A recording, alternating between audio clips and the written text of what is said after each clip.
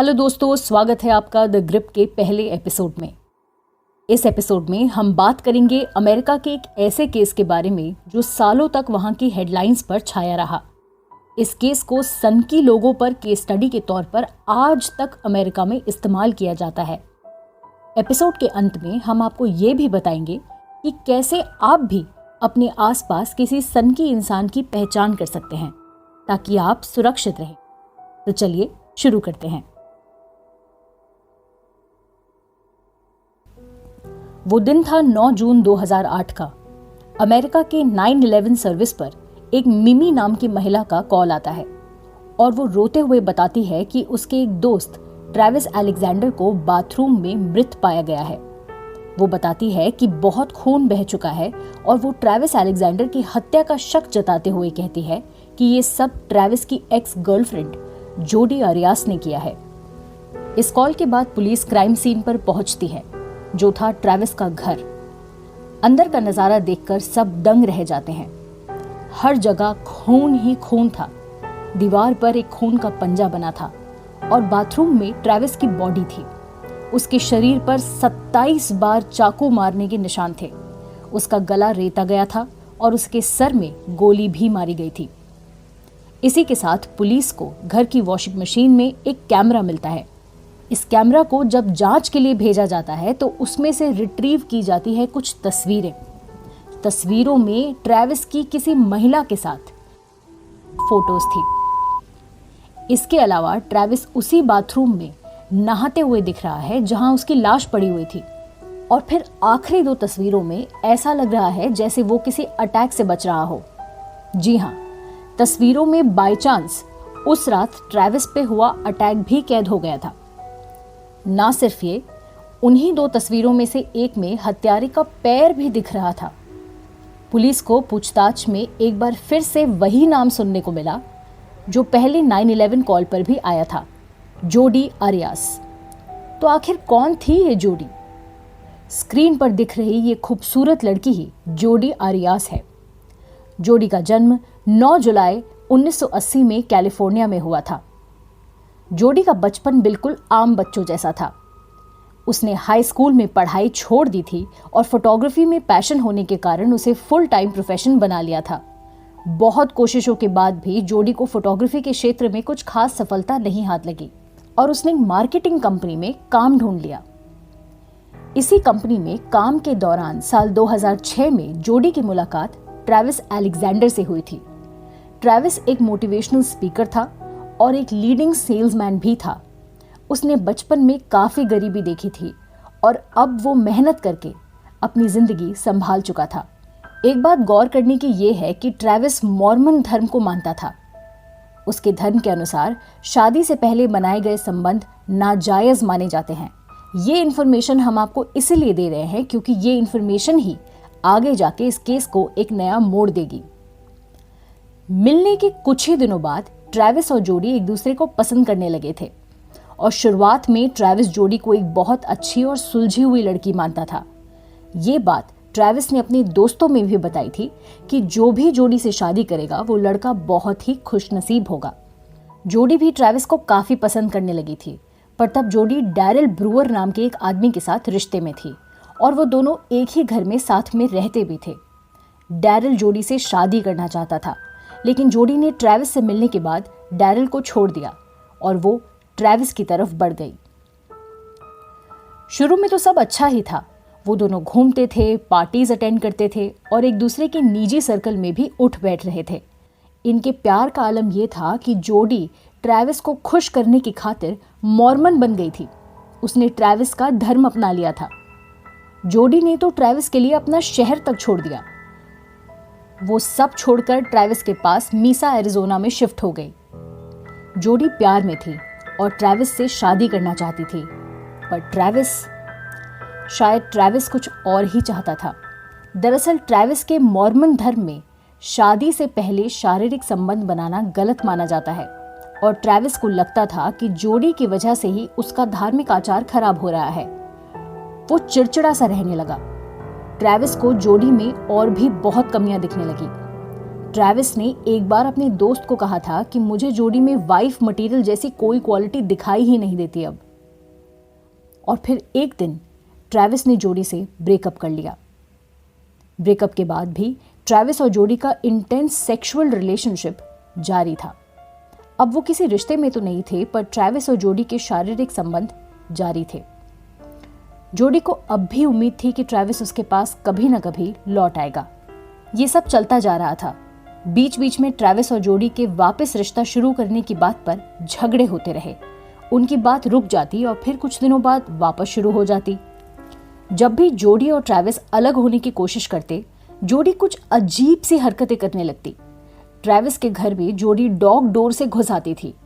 Travis के घर के बाहर छुपकर उसे देखती रहती थी और कई बार तो जोडी ने ट्रैविस के कार के टायर भी पंक्चर किए हैं।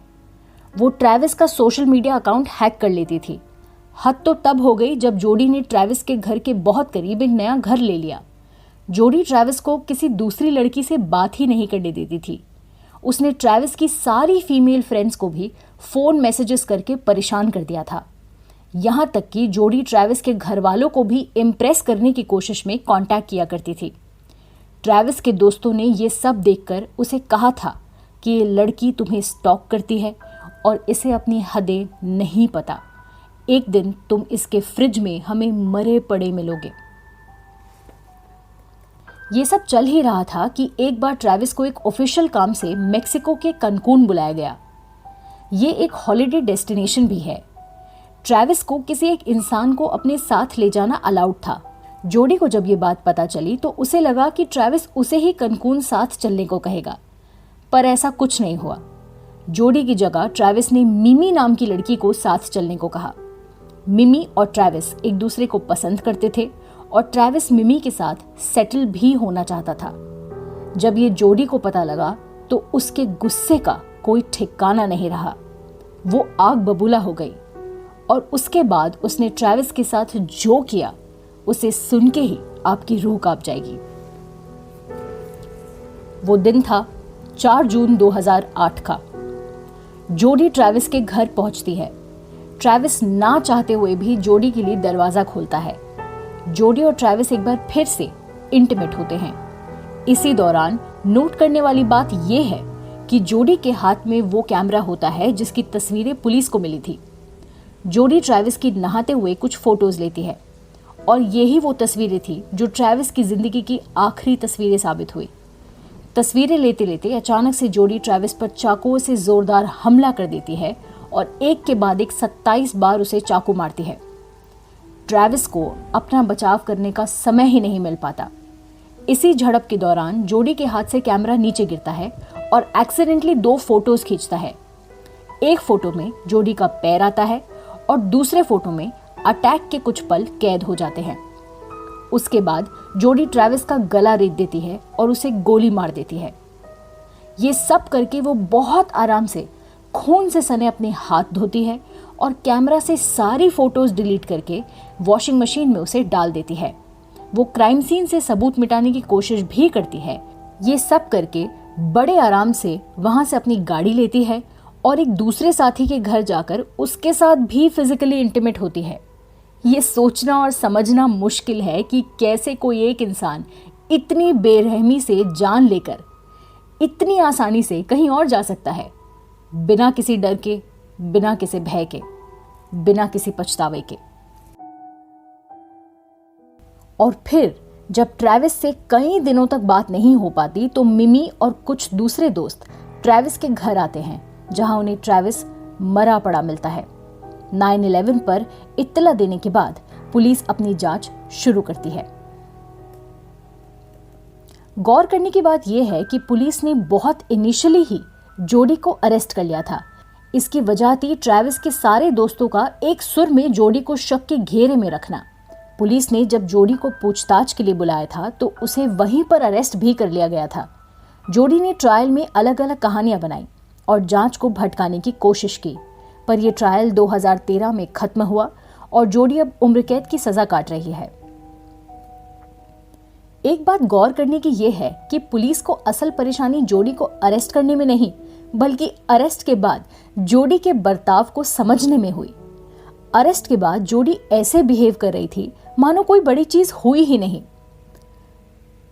जोडी ने अरेस्ट होने वाले दिन कस्टडी में ही गाने गुनगुनाए, हैंड स्टैंड किया, हेड स्टैंड किया, यहाँ तक कि उसने ये तक कहा कि काश मुझे पता होता आज मैं अरेस्ट होने वाली हूँ, मैं कम से कम मेकअप तो कर लेती।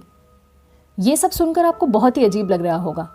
कैसे कोई एक इंसान की जान लेकर इतना नॉर्मल बिहेव कर सकता है? दोस्तों, ऐसा बर्ताव सोशियोपैथी की ओर इशारा करता है। इसे कई लोग हिंदी में सनकी इंसान भी कहते हैं।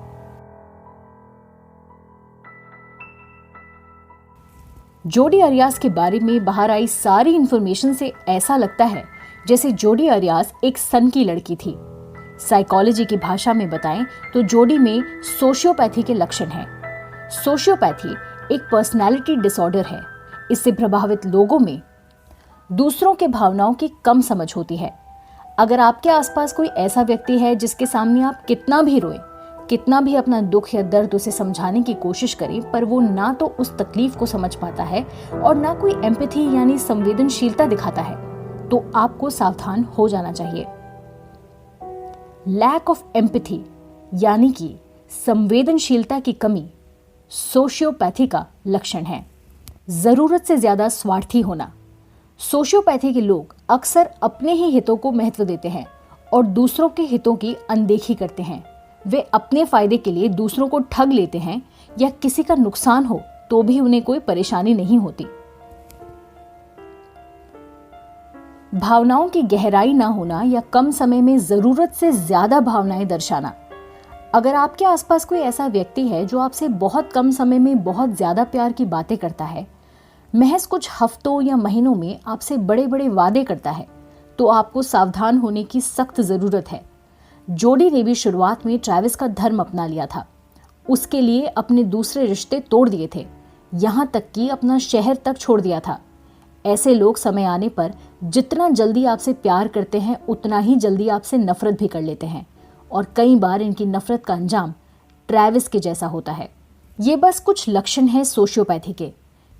आमतौर पर इन लोगों में ये लक्षण जरूर देखने को मिलते हैं। अगर आपको भी किसी व्यक्ति में ऐसे लक्षण दिख रहे हैं तो आपको सावधान होने की ज़रूरत है। ऐसे लोगों से दूरी बनाए रखें और किसी भी व्यक्ति की बातों पर आंख बंद करके विश्वास ना करें। आज के लिए बस इतना ही। अगर आपको हमारा काम पसंद आया है तो द ग्रिप को सब्सक्राइब ज़रूर करें। मिलते हैं अगली कहानी के साथ। धन्यवाद।